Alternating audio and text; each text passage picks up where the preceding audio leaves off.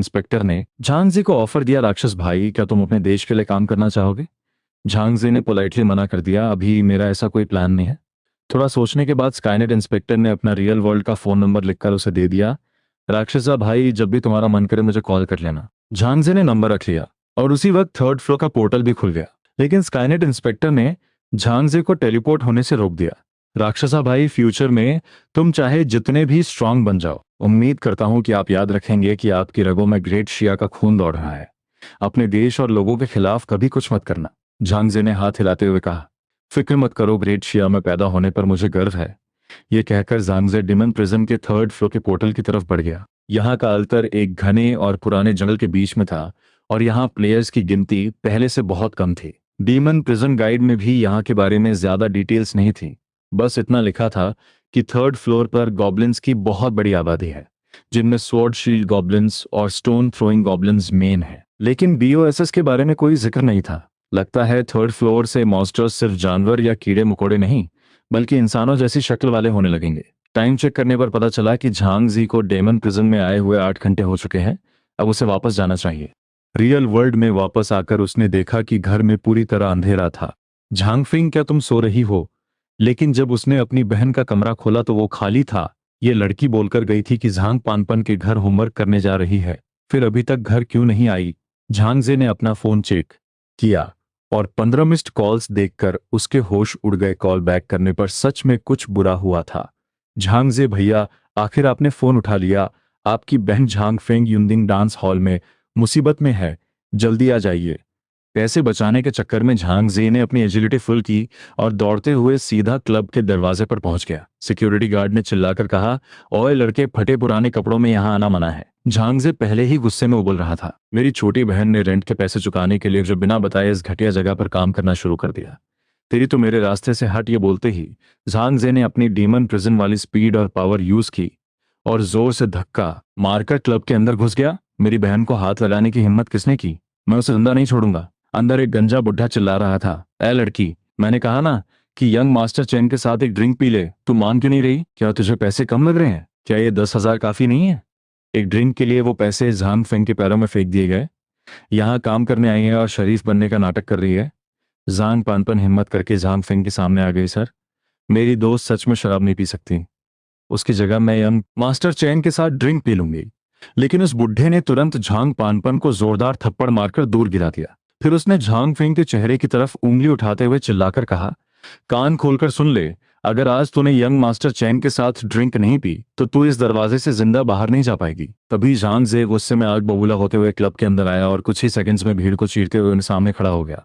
उसने खौफनाक आवाज में धमकी दी, मेरी बहन को हाथ लगाया ना, तुम्हारी लाश का एक टुकड़ा भी नहीं मिलेगा। लेकिन वो उस बुढ़े के पास जाकर मारने के बजाय नीचे झुका और जमीन पर पड़े वो 10,000 रुपए उठा लिए। उस बुढ़े ने एक ड्रिंक के लिए 10,000 रुपए फेंके थे, लेकिन इस लालची भाई को गुस्सा आने के बजाय उसने वो पैसे चुपचाप उठा लिए। बुढ़े को लगा कि ये गरीब लोग पैसों के लिए कुछ भी कर सकते हैं। उसके चेहरे पर एक गंदी सी मुस्कान आ गई। उसने झांग फेंग की तरफ इशारा करते हुए मजाक उड़ाया, यहाँ काम करने आई है और शरीफ बनने का नाटक कर रही है।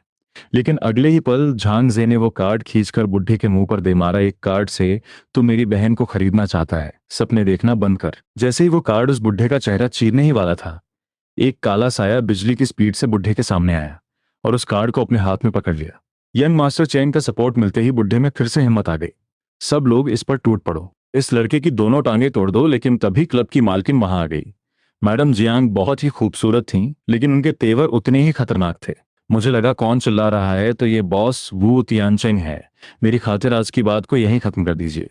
वू तियानचेंग को कुत्तों की तरह भौंकता देख मैडम जियांग के चेहरे पर एक हल्की सी मुस्कान आ गई। बॉस, वू तियानफेंग सिटी में आपका स्वागत है, लेकिन अगर आप हमारे तियानफेंग सिटी के लोगों का हाथ उठाएंगे तो वापस जियांग में लौट जाइए। वो तियानचिंग ने झांग फेंग की तरफ इशारा करते हुए कहा, आज मैं इस लड़की को अपने साथ लेकर ही जाऊंगा मैडम। जियांग तेजी से उछलकर उस बुढ़े के पीछे पहुंच गई, लेकिन वो काला साया उनसे भी ज्यादा तेज था। डीमन प्रिजन की पावर यूज करके यंग मास्टर चेन ने एक ही मुक्के में मैडम जियांग को हवा में उड़ा दिया। यंग मास्टर चेन पिछले 10 सालों में जियांगबे सिटी के इकलौते इस लेवल टैलेंट वाले फाइटर हैं। एस लेवल सुनते ही मैडम जियांग भी तियानचिंग से पंगा लेने की हिम्मत नहीं कर पाई और वो तियानचिंग के चेहरे पर घमंड साफ दिखने लगा। बॉडीगार्ड्स ने तुरंत झांग फेंग को चारों तरफ से घेर लिया, लेकिन तभी एक परछाई बिजली की स्पीड से घूमी और 1 सेकंड से भी कम टाइम में उन सारे बॉडीगार्ड्स की हड्डियां तोड़कर उन्हें जमीन पर गिरा दिया। यंग मास्टर चेन बड़े इंटरेस्ट से सामने खड़े इंसान को देखने लगे। जांग जे अपनी बहन के सामने शील्ड बनकर खड़ा था। उसने दहाड़ते हुए कहा, मेरी बहन को हाथ लगाने की हिम्मत भी कौन करेगा? चेन फेंग ने मजे लेते हुए पूछा, ओए लड़के, क्या तू भी डीमन प्रिजन का प्लेयर है? मैडम जियांग शॉक में थी। छोटे भाई, तुम्हारी एजिलिटी कितनी है? तुम्हारी स्पीड इतनी तेज कैसे हो सकती है? चिन फेंग की एजिलिटी 11 पॉइंट्स थी, जो नॉर्मल लोगों से बहुत ज्यादा थी। इससे साफ पता चलता है कि इस लड़के की एजिलिटी भी कम नहीं होगी। छोटे भाई, चलो मैं अपना प्रॉपर इंट्रोडक्शन देता हूँ। मेरा नाम चेन फेंग है। मैं जांगबे के लोंगू हाई स्कूल का 3rd ईयर स्टूडेंट हूँ। तुम्हारा नाम क्या है? मैं तियानफेंग सिटी के 5th हाई स्कूल का 3rd ईयर स्टूडेंट हूँ। झांगजे, तुझे कोई प्रॉब्लम है क्या? दोनों सेम ईयर के स्टूडेंट्स थे, इसलिए चेन फेंग का लड़ने का मन कर गया। तो फिर क्यों ना हम दोनों एक फ्रेंडली मैच कर लें? झांगजे ने अपनी बहन का हाथ पकड़ा और जाने के लिए। मुझे डर है कि अगर मैंने अपना हाथ चलाया तो तू जिंदा नहीं बचेगा। लेकिन अगले ही पल चेन फेंग ने शराब की 9 बोतलें हवा में उछाली, जिससे झांगजी को गुस्सा आ गया। क्या तू सच में मुझसे लड़ना चाहता है? चेनफेंग पूरे कॉन्फिडेंस में था, मेरी परमिशन के बिना यहां से कोई बाहर नहीं जा सकता। मैडम जियांग ने वार्निंग देते हुए कहा, इस चेनफेंग की पंच स्ट्रेंथ कम से कम 800 पाउंड्स है, तुम्हें केयरफुल रहना होगा। झांगजे ने बड़े प्यार से अपनी बहन से कहा, शाओफिंग, तुम जाकर साइड में खड़ी हो जाओ, तुम्हारा भाई इस कचरे को साफ करके तुम्हें घर ले जाएगा। दरअसल चेन फेंग ने यहाँ हंगामा करने से पहले पूरे जियांगबे सिटी के फाइटर्स को हरा दिया था। उसे अपने लेवल का कोई फाइटर नहीं मिला था, लेकिन सामने खड़ा झांगजे उससे बिल्कुल अलग था। चेन फेंग ने अपनी पूरी 1000 किलोस की ताकत से हमला किया। झांगजे बेवकूफ नहीं था। वो जानता था कि स्पीड में उसका पलड़ा भारी है, इसलिए उसने एजिलिटी से चेन फेंग की स्ट्रेंथ को काउंटर करने का फैसला किया। झांगजे के 800 किलोस के एक मुक्के ने चेन फेंग को सिर्फ एक कदम पीछे धकेला। अफसोस झांगजे, तेरी स्ट्रेंथ अभी भी बहुत कमजोर है। लेकिन चेन फेंग को यह नहीं पता था कि ये सब अटैक्स तो सिर्फ ध्यान भटकाने के लिए थे। असली डेडली मूव तो अभी बाकी था। आखिर मैंने भी तो अपनी पूरी स्पीड यूज नहीं की है, तू तो बस एक बिना दिमाग का पहलवान है। जब चेन फिंग सोच ही रहा था कि झांगजी की एजिलिटी आखिर कितनी ज्यादा है, झांगजे के 800 किलोस के भारी मुक्के ने चेन फेंग की कोहनी सुन्न कर दी। इस खौफनाक नजारे ने तीनों लड़कियों के होश उड़ा दिए। ये शान सा दिखने वाला भाई इतना खतरनाक फाइटर निकलेगा? चेन फेंग, अब तू अपना हाथ भी नहीं उठा पा रहा है ना? हार मानने के बाद चेन फेंग ने धमकी दी, 3 महीने बाद नेशनल मार्शल आर्ट्स एग्जाम में मैं किंगडा यूनिवर्सिटी में डायरेक्ट एंट्री लूंगा। उस दिन मैं तुझे ऐसा रुलाऊंगा कि तू अपने माँ बाप को याद करेगा। झांगजी को हंसी आ गई। क्या कोइंसिडेंस है? हो सकता है हम दोनों सेम कॉलेज में पहुंच जाएं। उस वक्त सीधा किंगडा यूनिवर्सिटी में आकर मुझसे मिलना। ये चंद भारी अल्फाज सुनकर चेन फेंग की पूरी इज्जत मिट्टी में मिल गई और उसे चुपचाप अपनी दुम दबाकर क्लब से निकलना पड़ा। जैसे ही झांगजे अपनी बहन को लेकर घर जाने वाला था, मैडम जियांग ने उन्हें रोक लिया। छोटे भाई, अगर तुम्हें बुरा ना लगे तो मेरे साथ ऊपर चलो, मुझे तुमसे कुछ जरूरी बात करनी है। दोनों भाई बहन जैसे ही 2nd फ्लोर पर पहुंचे, मैडम जियांग ने सीधा मेन टॉपिक पर आते हुए उन्हें एक 50 लाख का चेक दिया। ये दीदी की तरफ से एक छोटा सा तोहफा है। आर्टिफिशियल किडनी का रेंट 1 साल का 50 लाख होता है। अगर इसमें डीमन प्रिजन से कमाए गए पैसे भी मिला लें तो अगले 2 साल तक बहन की आर्टिफिशियल किडनी के रेंट की कोई टेंशन नहीं होगी। मैडम जियांग ने बिना घुमाए फिराए अपनी बात रखी। झांगजे भाई, आज जो भी हुआ वो तुमने देखा। वो तियानचेन के तियानसीन ग्रुप के साथ मेरी पुरानी दुश्मनी है, इसलिए उसने चेन फेंग को यहाँ तमाशा करने भेजा था। ये पैसे बस तुम्हारी मदद के लिए एक छोटी सी थैंक यू गिफ्ट है। झांगजे अब सारी बात समझ चुका था। ठीक है, अगर वो तियानचेन फिर से परेशानी खड़ी करे तो मुझे कॉल कर लेना। अगर और कोई बात नहीं है तो मैं अपनी बहन को लेकर घर जा रहा हूँ। क्लब से बाहर आते ही बहन ने तुरंत माफी मांगी, भैया मुझे माफ कर दो। लेकिन मैडम जियांग बहुत अच्छी हैं, उन्होंने मुझे काफी अच्छी सैलरी ऑफर की थी। झांगजे ने डांटते हुए कहा, सैलरी कितनी भी अच्छी हो, तुम दोबारा यहाँ काम करने नहीं जाओगी। अपने भाई को गुस्से में देखकर भी बहन मुस्कुरा रही थी। भैया, आज लड़ते वक्त आप सच में बहुत कूल लग रहे थे। क्या कूल लग रहा था? चलो चुपचाप घर जाकर सो जाओ, कल स्कूल भी जाना है। अगले दिन जैसे ही क्लास खत्म हुई, वांग यांग रोते हुए उसकी तरफ दौड़ा आया। भाई, मुझे लगा था कि मैं तुझे अब कभी नहीं देख पाऊंगा। अगर राक्षसा बॉस ने मुझे नहीं बचाया होता तो मैं पक्का मारा जाता। अब से राक्षसा बॉस ही मेरा आइडल है। और वांग यांग को तो ये पता ही नहीं था कि राक्षसा हमेशा से उसी के सामने खड़ा था। तभी एक सीनियर स्टूडेंट ने झांगजे का रास्ता रोक लिया। झांगजे, क्या स्कूल के मार्शल आर्ट्स क्लब में साफ सफाई का काम तुम ही करते हो? झांगजे को याद आया, जब वो अपनी स्ट्रेंथ टेस्ट कर रहा था तो वो मशीन को रीसेट करना भूल गया था। क्या मेरी स्ट्रेंथ देखकर झेंग हाओ डर गया है? झांगजे को मजबूरन मानना पड़ा। हाँ, मैं ही सफाई करता हूँ। कोई प्रॉब्लम है? झेंगहाओ पूरे एक्साइटमेंट में पूछा, क्या तुमने देखा था कि उस मशीन पर टेस्ट कौन कर रहा था? झांगजे ने सफाई देते हुए कहा, माफ करना, मैंने किसी को नहीं देखा। ये बोलकर झांगजे घबराते हुए वहां से निकल गया। झांगजे को ऐसे डर कर भागते देखकर झेंगहाओ को शक हो गया। क्या ऐसा हो सकता है कि मार्शल आर्ट्स क्लब में वो रिकॉर्ड इसी ने बनाया हो? झेंगहाओ ने मन ही मन सोचा, मैं झांगजे को किसी भी हाल में कामयाब नहीं होने दूंगा। आखिर 5th हाई स्कूल से किंगडा यूनिवर्सिटी में जाने की सिर्फ एक ही सीट है। स्कूल के बाद जब झांगजे घर पहुंचा तो टीवी पर एक ब्रेकिंग न्यूज चल रही थी। तियानफिंग सिटी में एक खतरनाक क्रिमिनल भाग निकला है। झांगजे ने तुरंत अपनी बहन को वार्न किया, शाओफेंग, मैं डीमन प्रिजन में ट्रेनिंग के लिए जा रहा हूँ। तुम कुछ दिनों तक घर से बाहर मत निकलना, तियानफेंग सिटी का माहौल ठीक नहीं है। आखिरकार झांगजे डेमन प्रिजन के 3rd फ्लोर पर वापस आ ही गया। उसने अपनी समनिंग लिस्ट चेक की, लेकिन वो खुश नहीं था। भले ही उसके पास एलीट बॉस शैडो वुल्फ और lord level boss heaven swallowing frog थे, लेकिन उसके लो लेवल समन्स पूरी तरह से खत्म हो चुके थे। लिस्ट में 5 स्लॉट्स खाली हो गई थी। आज किसी भी हाल में इन्हें भरना होगा। 3rd फ्लोर की डेमन प्रिजन गाइड में कुछ खास डिटेल्स नहीं थी। मॉन्स्टर्स की वीकनेस के बारे में कोई जिक्र नहीं था। बस इतना पता था कि 3rd फ्लोर पर गॉब्लिन्स होते हैं जो मेले और रेंज दो तरह के होते हैं, लेकिन इनकी असली ताकत कितनी है ये तो लड़ने के बाद ही पता चलेगा। तभी जंगल से बचाओ बचाओ की आवाजें आने लगीं।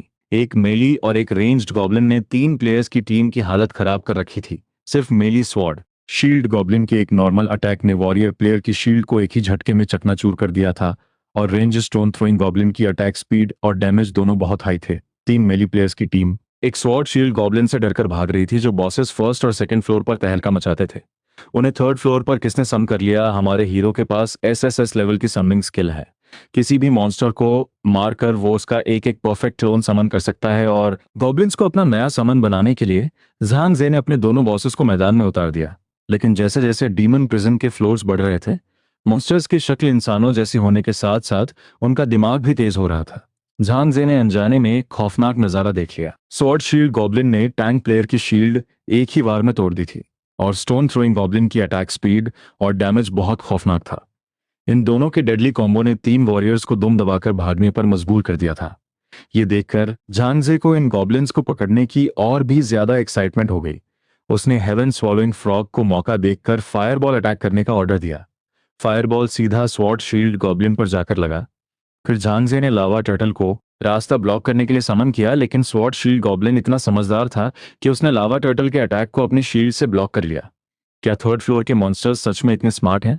लेकिन तभी स्टोन थ्रोइंग गॉब्लिन ने बिना कोई मौका गंवाए लावा टर्टल पर लगातार पत्थर बरसाना शुरू कर दिया। सिर्फ 3 नॉर्मल अटैक्स में हाई डिफेंस और एचपी वाला लावा टर्टल वहीं ढेर हो गया। झांगजे ने तुरंत हेवन सॉलिंग फ्रॉग को दोबारा फायरबॉल अटैक करने को कहा। इस बार टारगेट स्टोन थ्रोइंग गॉब्लिन था। फायरबॉल ने क्रिटिकल हिट दिया और एक ही झटके में स्टोन थ्रोइंग गॉब्लिन का 450 हॉर्स पावर गायब हो गया। लेकिन वो अभी भी जिंदा था। सिर्फ लो एचपी पर झांगजे ने तुरंत शैडो वुल्फ को समन किया ताकि वो उसे खत्म कर सके। लेकिन जैसे ही शैडो वुल्फ बाहर आया, स्टोन थ्रोइंग गॉब्लिन ने बिना सोचे समझे पीछे मुड़कर दौड़ लगा दी। झांगजे शौक में था, ये मॉन्स्टर इतना चालाक कैसे हो सकता है। उसने तुरंत लेवल 3 वायलेंट रैबिट को उसके पीछे छोड़ दिया। मैं भी तो देखूं कि तुम दोनों में स्पीड किसकी ज्यादा है। अब झांगजी ने हेवन स्वॉलोइंग फ्रॉग और शैडो वुल्फ के साथ मिलकर उस जिदी स्वॉर्ड शील्ड गॉब्लिन पर हमला कर दिया। फायरबॉल और शैडो टीयर के डेडली कॉम्बो से आखिरकार वो स्वॉर्ड शील्ड गॉब्लिन तड़प तड़प कर मारा गया। झांगजी ने तुरंत अपनी SSS level summoning skill use की। उठ खड़े हो जाओ, मैं तुम्हारे स्टैट्स देखने के लिए बेताब हूं। जैसा सोचा था, स्वॉर्ड शील्ड गॉब्लिन अपने असली रूप में ही समन हुआ था, और उसके स्टैट्स देखकर झांगजी चौंक गया। इसके स्टैट्स तो लगभग नॉर्मल शैडो वुल्फ के बराबर थे। सच में 3rd फ्लोर के मॉन्स्टर्स किसी मजाक से कम नहीं है। झांगजे सोच ही रहा था कि वायलेंट रैबिट अभी तक वापस क्यों नहीं आया। तभी सिस्टम प्रॉम्प्ट आया कि वायलेंट रैबिट मारा गया है। अगले ही पल झांगजे को अपने पीछे से भारी कदमों की आवाज सुनाई दी। जो स्टोन थ्रोइंग गॉब्लिन भाग गया था, वो ना सिर्फ हील होकर वापस आया था, बल्कि अपने साथ सैकड़ों गॉब्लिन्स की पूरी आर्मी ले आया था। झांगजे की आंखें फटी की फटी रह गई। उसने बिना टाइम वेस्ट किए अपने समन्स को वापस लिया और अपनी पूरी स्पीड से ऑल्टर की तरफ भागने लगा। सैकड़ों गॉब्लिन्स जान से मारने के लिए पागलों की तरह उसके पीछे पड़े थे। जैसे ही झांगजे अल्तर के अंदर घुसा, स्टोन थ्रोइंग गॉब्लिन ने अपनी आर्मी को रुकने का इशारा किया। झांगजे को लगा था कि वो अल्तर के बैरियर बग का यूज करके कुछ गॉब्लिन्स को पकड़ लेगा, लेकिन उसका यह प्लान पूरी तरह फेल हो गया। जाने से पहले स्टोन थ्रोइंग गॉब्लिन ने झांगजी को मिडल फिंगर दिखाकर चिढ़ाया और फिर अपने गॉब्लिन्स के साथ जंगल में वापस लौट गया। ये नज़ारा देखकर बाकी प्लेयर्स को लगा कि झांग जी ने गॉब्लिन की बीवी को छेड़ दिया है। बाद में झांग जी ने शांति से बैठकर सोचा, अगर मैं गॉब्लिन्स को भागने का मौका ही ना दूं तो वो अपनी आर्मी को नहीं बुला पाएंगे। तभी झांग जे की आंखें चमक उठीं। मैं अपनी इस समन स्किल को कैसे भूल सकता हूँ। झांग जे चुपके से दो गॉब्लिन्स की टीम के पीछे लग गया। जैसा कि उसने सोचा था, गॉब्लिन्स हमेशा एक मेली और एक रेंज्ड प्लेयर के कॉम्बो में चलते हैं। चलो अब नई स्ट्रैटेजी टेस्ट करते हैं। झांग जी ने सबसे पहले लावा टर्टल और स्वॉर्ड शील्ड गॉब्लिन को फ्रंट लाइन पर डैमेज ब्लॉक करने के लिए भेजा और स्टोन थ्रोइंग गॉब्लिन को खत्म करने की जिम्मेदारी शैडो वुल्फ और हेवन स्वॉलोइंग फ्रॉग को सौंप दी। जैसे ही स्वॉर्ड शील्ड गॉब्लिन मरेगा, स्टोन थ्रोइंग गॉब्लिन का एचपी भी लो हो चुका होगा और जाहिर है एचपी लो होने पर वो भागकर बैकअप बुलाने की कोशिश करेगा। तब मेरी सीक्रेट वेपन की एंट्री होगी। बाहर आ जाओ Beijing spider. Spider web bind. इस स्टिकी जाले से आजाद होना स्टोन थ्रोइंग गॉब्लिन के लिए अकेले इम्पॉसिबल था। फिर झांग जे अपनी पूरी मॉन्स्टर आर्मी लेकर उस पर टूट पड़ा। मुझे चिढ़ा रहा था ना, भागकर अपने साथियों को बुलाएगा, मुझे मिडल फिंगर दिखाएगा, मेरे समन्स कोई भी मैजिक स्किल यूज मत करना, बस नॉर्मल अटैक से इसे तड़पा तड़पा कर मार डालो। आखिर में जब झांगजे ने उसी स्ट्रेटेजी का इस्तेमाल करके गॉब्लिन्स की 3 टीमों पर घात लगाकर हमला किया। हर बार पॉइजन स्पाइडर ही सबसे बड़ा गेम चेंजर साबित होता है। आखिरी गॉब्लिन के मरते ही झांगजे ने अपने 10 समनिंग स्लॉट्स पूरे भर लिए। अब उसके पास 2 बॉसेस, एक पॉइजन स्पाइडर और 7 गॉब्लिन्स थे। पूरी आर्मी तैयार है। अब टाइम आ गया है 3rd फ्लोर के बीओएसएस से मिलने का। लेकिन जब झांग जी 3rd फ्लोर के बीओएसएस कैंप में पहुंचा तो उसने देखा कि मेन टेंट के पास बहुत सारे छोटे टेंट्स लगे हुए हैं। रुको, अकेले इन सबसे लड़ना सच में मुश्किल होगा। तभी किस ऑफ डेथ नाम के एक प्लेयर ने आकर बताया कि वो एक एस लेवल प्लेयर है और वो 100 न्यूबी प्लेयर्स की एक टीम बनाकर बीओएसएस क्लियर करवाने वाला है, वो भी बिल्कुल फ्री। झांग जे उसे देखते ही समझ गया कि वो एक स्कैमर है। डीमन प्रिजन ब्यूरो के पास इन पर ध्यान देने का टाइम नहीं है, इसीलिए इन्हें लोगों को लूटने का मौका मिल जाता है। जब झांग जे उन बेवकूफ न्यूबीज पर तरस खा रहा था, किस ऑफ डेथ उसके पास आया। छोटे भाई, क्या तुम भी ज्वाइन करना चाहोगे? सब कुछ टोटली फ्री है और मॉन्स्टर्स से मिलने वाला सारा लूट मारने वाले का ही होगा। झांग जे ने पोलाइटली मना कर दिया और अकेले जाने का फैसला किया। लेकिन उसे नहीं पता था कि उसका ये फैसला उसकी जान बचाने वाला है। उसने कैंप के उस हिस्से को चुना जहां डिफेंस सबसे कमजोर था और फिर अपने 10 समन्स बाहर निकाल लिए। आ जाओ मेरे बच्चों, मेरे लिए एक रास्ता बनाओ। अपने समन्स के कवर में झांग जे आसानी से मेन टेंट के पास पहुंच गया। हेवन स्वॉलोइंग फ्रॉग के एरिया अटैक्स की वजह से झांग जी को बहुत सारे डीमन सोल ऑर्ब्स मिल रहे थे। 3rd फ्लोर पर डीमन सोल ऑर्ब्स ड्रॉप होने का चांस इतना हाई है। मैप के हिसाब से सामने ही बॉस का मेन टेंट है। लेकिन तभी झांग जे को टेंट के अंदर से दर्जनों लोगों के चिल्लाने की आवाजें आई। दरअसल टेंट के अंदर गॉब्लिन कमांडर उन प्लेयर्स को बेरहमी से मार रहा था। अंदर फंसे प्लेयर्स अपनी जान की भीख मांग रहे थे, लेकिन उनकी मौत पक्की थी। आखिरकार बचे हुए 10 प्लेयर्स को गॉब्लिन्स ने चारों तरफ से घेर लिया। झांग जे ने उन्हें तुरंत पहचान लिया। ये तो वही 100 प्लेयर्स की टीम है, लेकिन ये सिर्फ इतने से क्यों बचे हैं? और वो एस लेवल प्लेयर कहाँ गया जो इन्हें लीड कर रहा था? तभी गॉब्लिन बॉस ने उस पूरी टीम को खत्म कर दिया और पूरे टेंट में गॉब्लिन बॉस के खौफनाक हंसने की आवाज गूंजने लगी। अब जाकर झांग जे को पूरी बात समझ आई। वो किस ऑफ डेथ कोई एस लेवल प्लेयर नहीं था। वो बस इन न्यूबीज को यहां मरने के लिए लाया था, ताकि जब ये सब मर जाएं तो वो वापस आकर इनके ड्रॉप किए हुए आइटम्स और ऑब्स लूट सके। भले ही ये लो लेवल ऑब्स हो, लेकिन न्यूबीज ने अपनी जान देकर इन्हें इकट्ठा किया था। अफसोस, ये सारी लूट अब मैं लूटने वाला हूं। लेकिन तभी पता नहीं कहां से एक डैगर उड़ता हुआ आया और झांगजी का लूट कलेक्ट करना रुक गया। क्या वो किस ऑफ डेथ अभी भी आसपास है? उस डैगर की आवाज सुनकर बॉस गुस्से से पागल हो गया। बेवकूफ, घुसपैठिए, इसे पकड़ो। वो थीफ फ्री लेवल अप के नाम पर 100 प्लेयर्स की टीम बनाता है और फिर उन न्यूबीज को बॉस रूम में मरने के लिए छोड़ देता है। जब वो न्यूबीज मर जाते हैं तो उनका सारा लूट बॉस रूम में ही रह जाता है। और ये नजारा झांग जे ने अपनी आंखों से देख लिया था। आसपास किसी को ना देखकर उसे लगा कि वो पर्पल कपड़ों वाला थीफ थोड़ी देर बाद लूट उठाने आएगा। इसलिए बॉस से पकड़े जाने का रिस्क लेकर भी उसने वो सारी लूट अपने इन्वेंट्री में डाल ली। लेकिन अचानक उड़े हुए एक डैगर ने झांग जी को रोक दिया। इसका मतलब वो पर्पल थीफ अभी भी यहीं छिपा है। उस डैगर की आवाज सुनकर बॉस भड़क गया। बेवकूफ, घुसपैठिए, इसे पकड़ो। झांग जे ने तुरंत अपनी समनिंग स्किल एक्टिवेट की। गॉब्लिन्स तो मेरे पास भी है, नंबर 1, नंबर 2, नंबर 3, इन्हें रोको। रही बात बॉस गॉब्लिन कमांडर की, तो झांग जे ने सोचा कि शायद वो उसे मार सकता है। उसने अपना बो निकाला और पॉइजन स्पाइडर को समन करके स्पाइडर वेब बाइंड यूज किया। ये सब बॉस का ध्यान भटकाने के लिए था। फिर उसने नंबर 4 और नंबर 5 अपने 2 स्वॉर्ड शील्ड गॉब्लिन्स को सरप्राइज अटैक करने के लिए भेजा। लेकिन गॉब्लिन कमांडर गुस्से में आग बबूला हो गया। कीड़े मकोड़े, तुम सब कीड़े मकोड़े हो। गॉब्लिन कमांडर के व्हर्लविंड स्लैश के सिर्फ एक ही वार से नंबर 4 और नंबर 5 दोनों मारे गए। झांगजी ने तुरंत हेवन स्वालोइंग फ्रॉग और 2 स्टोन थ्रोइंग गॉब्लिन्स को समन किया। सारे रेंज समन्स बॉस पर एक साथ अटैक करो। अगले ही पल गॉब्लिन कमांडर पर अटैक्स की बारिश होने की। झांगजी को लगा था कि बॉस का आधा एचपी कम हो जाएगा, लेकिन गॉब्लिन कमांडर ने अपने दोनों स्वॉर्ड से अटैक ब्लॉक कर लिया। इससे अटैक का डैमेज आधा भी नहीं हुआ। झांगजी घबरा गया। हेवन स्वॉलोइंग फ्रॉग के मैजिक डैमेज वाले फायरबॉल को छोड़कर बाकी फिजिकल अटैक्स का बॉस पर कोई असर ही नहीं हो रहा था, और अभी तक सामने वाले स्टोन थ्रोइंग गॉब्लिन्स भी नहीं मरे थे। उसके अपने स्वॉर्ड शील्ड गॉब्लिन्स का एचपी भी बहुत लो था। झांगजे बहुत बुरी सिचुएशन में फंस गया था। इतने सारे समन्स हारने के बाद क्या मुझे पीछे हटना पड़ेगा? लेकिन तभी मौत का पैगाम लेकर वो डैगर फिर से सामने आया। एक डेडली बैकस्टैब ने झांगजी के सीने को चीर दिया। झांगजी ने तुरंत पीछे हटकर डैगर से दूरी बनाई। ये कमीना अभी भी बॉस रूम में कैसे है? क्या ये पहले से यहीं छिपा था और मुझे पता भी नहीं चला? किस ऑफ डेथ ने अपने खूनी डैगर को चाटते हुए कहा, मेरा बैकस्टैब खाने के बाद भी तुम जिंदा हो लगता है। तुम्हारे स्टैट्स काफी अच्छे हैं। मेरा टैलेंट स्किल स्टेल्थ है। जब तक मैं कोई अटैक नहीं करता या मुझे कोई डैमेज नहीं लगता, मैं इनविजिबल रह सकता हूं।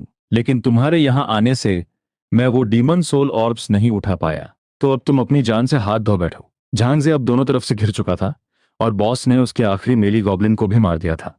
उसका खुद का एचपी लो था और सिचुएशन बहुत खराब थी। लेकिन तभी झांगजे को एक कमाल का आइडिया आया। उसने चुपके से पॉइजन स्पाइडर को समन किया और किस ऑफ डेथ पर स्पाइडर वेब बाइंड फेंक दिया। इतनी पास से जाले का मिस होना इम्पॉसिबल था। जाले में फंसने के बाद भी किस ऑफ डेथ घमंड में चिल्लाया, लड़के तुझे क्या लगता है मुझ फंसाकर तो यहां से भाग जाएगा? बॉस का अग्रो मुझ पर नहीं है। झांग जी ने एक शैतानी मुस्कान के साथ कहा, मैंने भागने का प्लान कब बनाया? मैं तो तेरी लाश लूटने वाला हूं। झांग जी के एक इशारे पर उसके सारे समन्स वापस आ गए। इससे बॉस का अग्रो फिर से रीसेट हो गया। और जैसे ही झांग बॉस का एग्रो अपने आप उसके सबसे पास वाले टारगेट यानी किस ऑफ डेथ पर शिफ्ट हो गया। जब किस ऑफ डेथ को समझ आया कि उसके साथ खेल हो गया है, बॉस की दोनों खौफनाक तलवारें उस पर गिरने ही वाली थीं। लेकिन जैसे ही बॉस ने आधी तलवार घुमाई, उसका टारगेट अचानक गायब हो गया। किस ऑफ डेथ ने अपनी स्टेल्थ स्किल यूज कर ली थी। उसने कसम खाई कि यहां से निकलने के बाद वो राक्षसा के टुकड़े टुकड़े कर देगा। लेकिन बॉस के कंफ्यूज होते ही झांगजे फिर से सामने आ गया।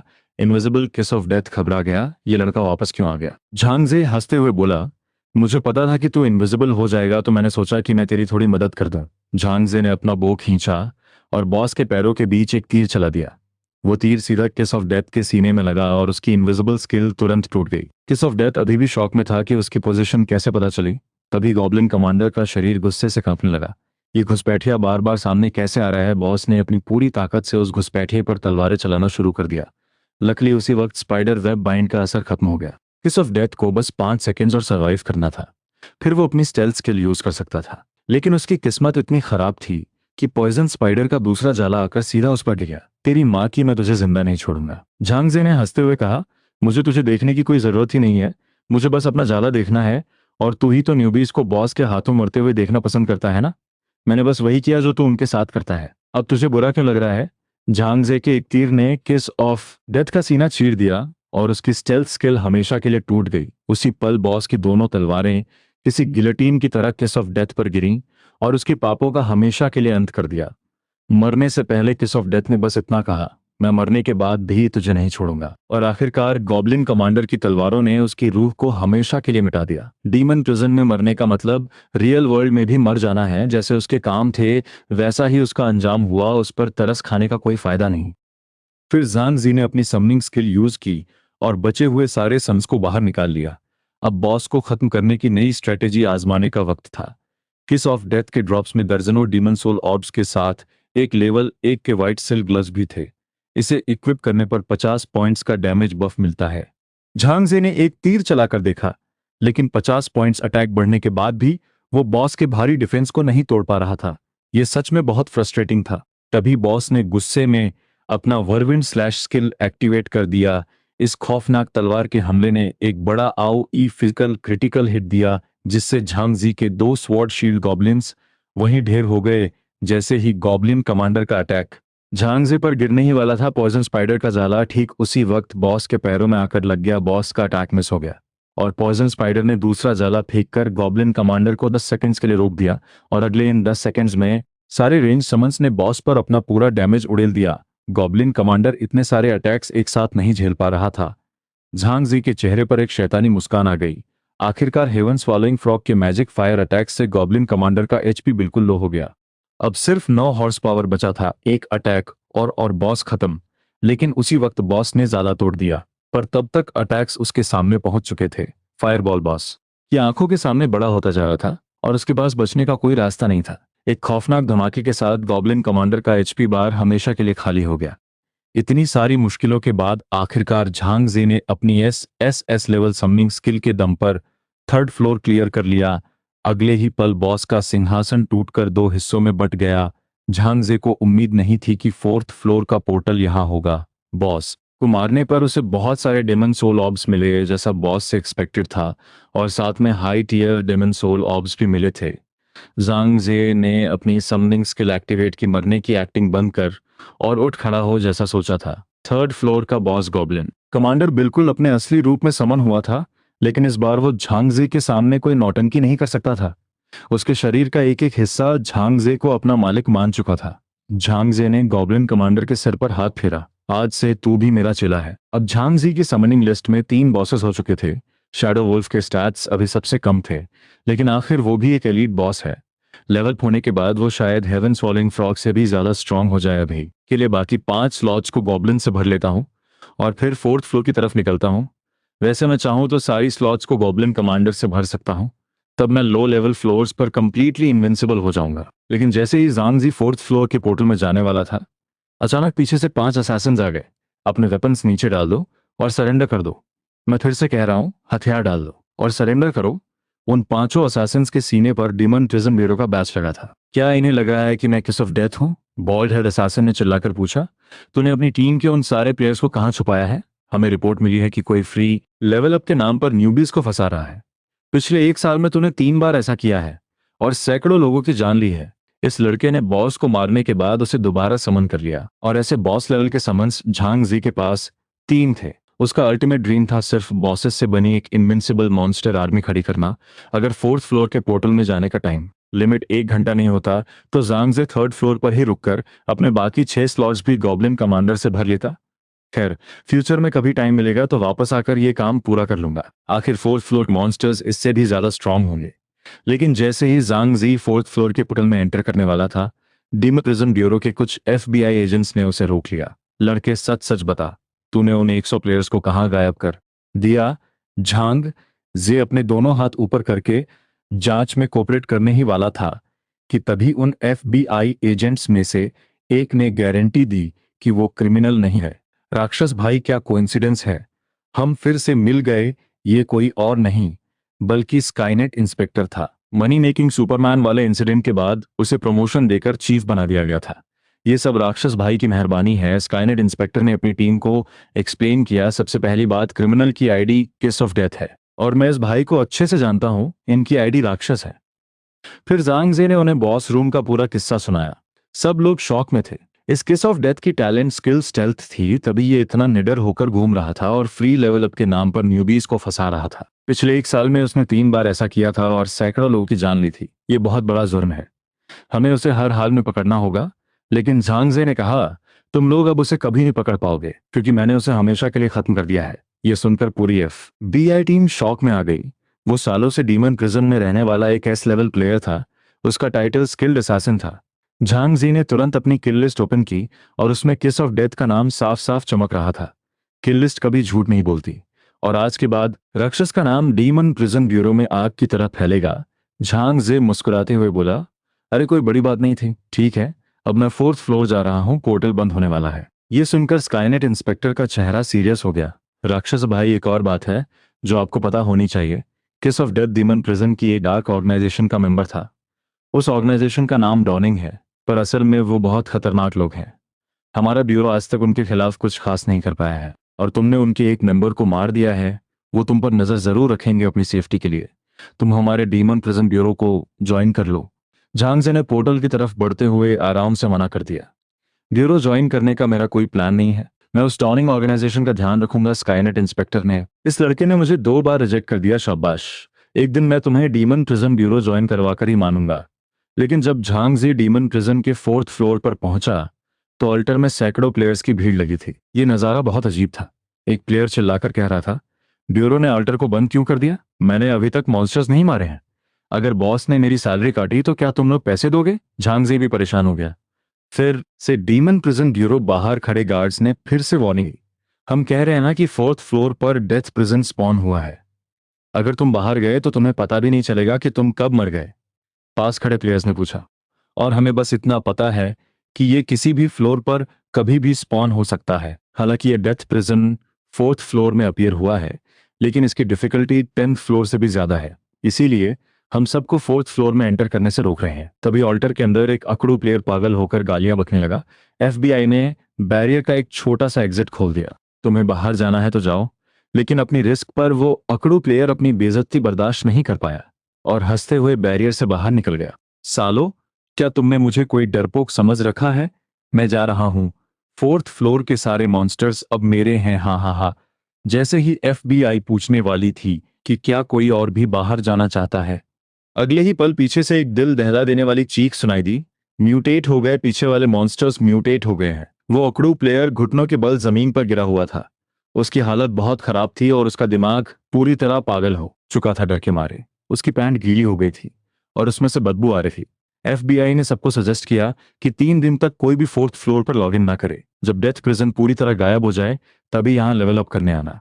उस अकड़ू प्लेयर का ये खौफनाक अंजाम देखकर ज्यादातर प्लेयर्स ने तुरंत लॉग आउट बटन दबा दिया और झांगजे ने भी यही किया। दूसरी तरफ 22nd फ्लोर के डेमन प्रिजन में एक नाइट ने बिना डरे अपनी तलवार निकाली थी। उसके सामने एक मॉन्स्टर खड़ा था, 6-साइड स्काई मैंटिस। उसने जोर से कदम आगे बढ़ाया और वॉरियर क्लास की सबसे weak skill draw slash use के सामने खड़े 6-साइड स्काई मैंटिस ने अभी अपना हथियार उठाया ही था कि वो एक झटके में मारा गया। नाइट की मूवमेंट्स बहुत ही स्मूथ और परफेक्ट थी। एक मामूली मॉन्स्टर होने के बाद भी उसने एक पर्पल कलर का high tier demon soul orb drop किया। तभी उस नाइट को एक इमरजेंसी मैसेज मिला, किस ऑफ डेथ को राक्षसा ने मार दिया है। मेरी डॉनिंग ऑर्गेनाइजेशन के आदमी पर हाथ डालने की हिम्मत की यह राक्षा सच में एक इंटरेस्टिंग बंदा है। उसी वक्त 22nd फ्लोर के डीमन प्रिजन में एक जायंट ज़ॉम्बी लेपर्ड स्पॉन हुआ। भले ही वहां वो आदमी अकेला था, लेकिन उसके चेहरे पर जरा भी डर नहीं था। उधर झांगजे ऑफलाइन होकर रियल वर्ल्ड में वापस आ गया। झांग पानपन ने झांगजे की बहन झांग फेंग के जरिए उससे कांटेक्ट किया। उसने बताया कि एक हाई रिस्क और हाई रिवॉर्ड मिशन है। अगर झांगजे इंटरेस्ट रखता है तो उसे एक तय की हुई लोकेशन पर मिलना होगा। जब झांग पनपन झांगजी को एक गोदाम में लेकर पहुंची तो वो जगह बस एक टेम्परेरी बेस लग रही थी। लुकाई भैया, यही है झांगजी जिसके बारे में मैंने आपको बताया था। लुकाई ने मुस्कुराते हुए उसका वेलकम किया। पानपन ने बताया कि तुम्हारी कॉम्बैट स्किल्स काफी अच्छी हैं। क्या तुम हमारी टीम ज्वाइन करना चाहोगे? झांगजे थोड़े कंफ्यूजन में था। मुझे तो अभी तक ये भी नहीं पता कि तुम लोगों का काम क्या है, लू काई ने कहा। हमें फॉलन जोन में जाना है। ये सुनते ही झांग जी शॉक में आ गया। पिछले कुछ समय से डीमन प्रिजन के मॉन्स्टर्स ने कई शहरों पर कब्जा कर लिया था। भले ही उन फॉल सिटीज में अब कोई नहीं रहता, लेकिन उन फॉलन जोन्स में बेशुमार दौलत छुपी है। वहां एंटिक्स गोल्ड और महंगी पेंटिंग्स मिल सकती हैं। बहुत से अमीर लोगों को पेंटिंग्स का शौक होता है तो वो मिशंस पब्लिश करते हैं और किसी को उसे लाने के लिए करोड़ों रुपए देते हैं। हम सब यहाँ सिर्फ पैसे के लिए ही तो इकट्ठे हुए हैं। किसी ने सच ही कहा है, बड़ा पैसा कमाने के लिए बड़ा रिस्क तो लेना ही पड़ता है। तभी एक सीधे साधे दिखने वाले आदमी टी गैंग ने उसे इन्वाइट किया। छोटे भाई, तुम भी हमारे साथ काम क्यों नहीं करते? ये एक मुर्गा है जिसे हमने 2.5 साल से पाला है। क्रिटिकल टाइम पर इसे फेंक कर हम अपनी जान बचा सकते हैं, क्योंकि डेमन केव्स के मॉन्स्टर्स लाशें खाना पसंद करते हैं। अगर कोई मॉन्स्टर हमारे पीछे पड़ जाए तो हम इस पहले से तैयार किए गए मुर्गे की लाश को फेंक कर भाग सकते हैं। तो बात यह थी कि झांगजी ने एक 3 मिलियन का एडवेंचर मिशन लिया था, जिसमें उसे एक टीम के साथ फॉलन जोन में जाकर ट्रेजर हंट करना था। फॉलन जोन वो शहर होते हैं जिन पर डीमन केव्स ने पूरी तरह कब्जा कर लिया है। डीमन केव्स के अचानक अटैक की वजह से शहरों में बेशुमार दौलत पीछे छूट गई थी, जिसे लोग अपने साथ नहीं ले जा पाए। जैसे एंटीक्स, पेंटिंग्स, डायमंड्स और गोल्ड। अमीर लोग अक्सर किसी स्पेसिफिक पेंटिंग को कलेक्ट करने के लिए मिशंस पब्लिश करते हैं और उसे ढूंढ कर लाने वाले को बहुत बड़ा रिवॉर्ड देते हैं। अपनी बहन की आर्टिफिशियल किडनी के रेंट के लिए झांग जी ने रिस्क लेने का फैसला किया और लुकाई की टीम के साथ पड़ोस के फॉलन जोन में जाने के लिए तैयार हो गया। उनका टारगेट 5 डायनेस्टीज पीरियड की एक पेंटिंग थी जो जियांगडोंग म्यूजियम के अंदर मौजूद थी। वहां जाने से पहले झांगजे ने अपने ज्यादातर डेमन सोल ऑर्ब्स कंज्यूम कर लिए थे ताकि मुसीबत के वक्त उसकी पावर काम आ सके। अब उसकी स्ट्रेंथ 14 पॉइंट्स हो गई थी और एजिलिटी 15 पॉइंट्स। अगर मेरा सामना डेमन केव के मॉन्स्टर्स से हुआ भी तो मेरे करंट स्टैट्स के साथ मैं उनसे अच्छी तरह लड़ सकता हूं। जो शहर फॉलन जोन्स बन जाते हैं उनके चारों तरफ हजारों फीट ऊंची दीवारें बना दी जाती हैं और इंसानों का वहां जाना स्ट्रिक्टली बैन होता है। जब झांग जे और उसकी टीम ने दीवार पार की तो उस तबाह हो चुके शहर का नजारा देखकर उनके होश उड़ गए। लू काई ने झांग जे के कंधे पर हाथ रखा, तुम पानपन के दोस्त हो, हमेशा मेरे पीछे ही रहना। इस तरह वो पांचों उस सुनसान शहर में घुस गए। उनका रास्ता काफी सेफ रहा और उन्हें कोई मॉन्स्टर नहीं मिला। लेकिन लाओबा ने लूकाई को एडवाइस दी कि ये मिशन खत्म होने के बाद झांग जे को टीम से निकाल दे। आखिर एक बोर्डम को साथ लेकर चलना बहुत बड़ी प्रॉब्लम है। मैप के हिसाब से सामने दिखने वाला वो खंडहर ही जानबे म्यूजियम था। उसका मेन एंट्रेंस बहुत पहले पत्थरों से बंद हो चुका था, लेकिन टीम में एक जियांगबे का लोकल बंदा भी था जो इस जगह को बहुत अच्छे से जानता था। अपनी मेमोरी के हिसाब से उसने एक सेफ एंट्री पॉइंट ढूंढ लिया। लाओबा ने लड़ने के लिए अपने हाथ रगड़े। ऐसा लग रहा था कि वो डेमन प्रिजन से मिली अपनी भारी पावर को शो ऑफ करना चाहता है। एक जोरदार धमाके की आवाज आई और दरवाजे पर पड़े पत्थरों को उसने एक ही मुक्के में तोड़ दिया। लुकाई ने बताया, लाओबा की स्ट्रेंथ 12 पॉइंट्स है। वो हमारी टीम का सबसे स्ट्रांग मेंबर है। झांगजी ने मन ही मन उसका मजाक उड़ाया, मैं एक आर्चर होकर भी 15 पॉइंट स्ट्रेंथ रखता हूँ। उस वक्त किसी ने नोटिस नहीं किया कि उनकी 5 मेंबर्स की टीम में से म्यूजियम के अंदर सिर्फ 4 ही लोग घुसे थे।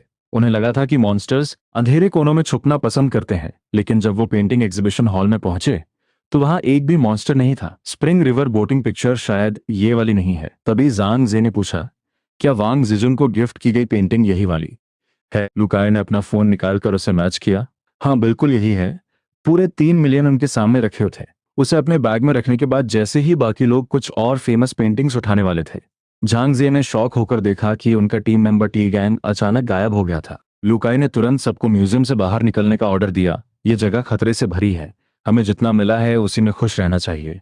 लेकिन उन्हें नहीं पता कि ठीक उसी वक्त छत पर से 2 आंखें खौफनाक लाल रोशनी से चमक रही थीं। एक अजीब सी आवाज सुनकर झांग जे ने पीछे मुड़कर देखा और फिर छत पर एक जोरदार धमाका हुआ। लुकाई की आंखें फटी की फटी रह गईं। सब खत्म।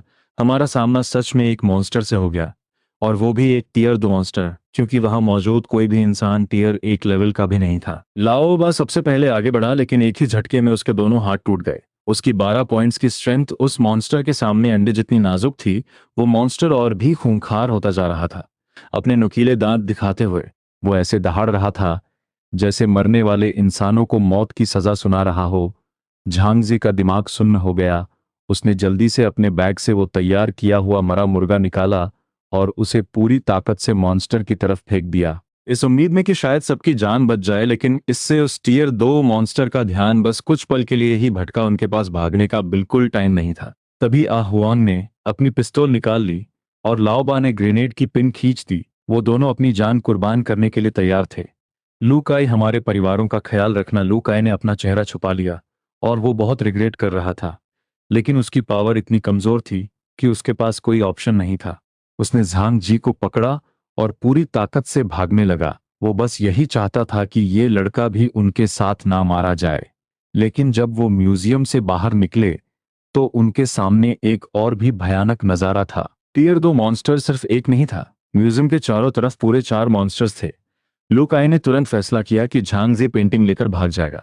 झांग जे भाई, मुझे तुम पर भरोसा है, तुम इस पेंटिंग को ले जाकर पैसे ले लेना। अब से झांग पैनपन का ख्याल तुम्हें ही रखना है। ये कहकर लुकाई ने अपनी F686 शॉटगन निकाली। उसे लगा था कि वो इस शॉटगन से टियर 2 मॉन्स्टर को छलनी कर देगा, लेकिन शॉटगन की गोलियां उस मॉन्स्टर की मोटी चमड़ी को खरोंच तक नहीं मार पाई। अगले ही पल उसने जोर से जंप लगाई और टियर 2 मॉन्स्टर के खौफनाक मुक्के से बच गया। जमीन पर लैंड करते ही उसने तेजी से कोई दूसरा प्लान सोचा और फिर स्लाइड करता हुआ मॉन्स्टर के ब्लाइंड स्पॉट में चला गया। खट से आवाज आई। उसने ग्रेनेड की पिन मुंह से खींची और उसे तुरंत मॉन्स्टर के सिर के पीछे फेंक दिया। एक शानदार धमाका हुआ जिससे जिंदा बचने की एक उम्मीद सी जागी। लेकिन जब धुआं हटा तो सामने उस टियर 2 मॉन्स्टर का भयानक दांतों वाला चेहरा था। पूरे कॉन्फिडेंस के साथ पीछे मुड़ने वाले लुकाई ने देखा कि मॉन्स्टर को कोई डैमेज नहीं हुआ था। अगले ही पल उस मॉन्स्टर ने उसे अपने भारी हाथों में जकड़ लिया और फिर उसे किसी कचरे की तरह दूर फेंक दिया। एक जोरदार धमाके के साथ वो सीधा दीवार में जा घुसा और हिलने के भी लायक नहीं रहा। लुकाई के लिए अब पछताने का कोई फायदा नहीं था, क्योंकि मॉन्स्टर के नुकीले पंजे उसके शरीर को चीरने के लिए नीचे आ रहे थे। मौत को बिल्कुल अपने सामने देखकर झांगजे ने मूवमेंट की ठीक उसी पल जब मॉन्स्टर का पंजा नीचे आ रहा था, झांगजे अपनी पूरी स्पीड के साथ लुकाई के सामने आ गया। उसने अपनी मुट्ठी भींची और खुद से 10 गुना बड़े मॉन्स्टर पर एक जोरदार मुक्का मार दिया। एक मुक्का और एक पंजा जब टकराए तो एक बहरी कर देने वाली आवाज गूंज। 15 पॉइंट्स की स्ट्रेंथ प्रॉपर्टी की वजह से झांगजे के मुक्के में पूरे 1 टन का फोर्स था। लू काय का चेहरा शौक से भर गया। झांगजे भाई, तुम्हारी स्ट्रेंथ प्रॉपर्टी इतनी हाई कैसे हो सकती है? लेकिन वो टियर 2 मॉन्स्टर अभी भी लड़ने के लायक था। झांगजे ने अपनी कलाई पकड़ी। हालांकि मेरे हाथ में कुछ खास चोट नहीं आई है, लेकिन इस मॉन्स्टर से फिजिकल फाइट करना बेवकूफी होगी। अगर चारों टियर 2 मॉन्स्टर्स एक साथ आ तो हमारे जीतने का एक चांस भी नहीं बचेगा। लू काय ने एक्सप्लेन किया।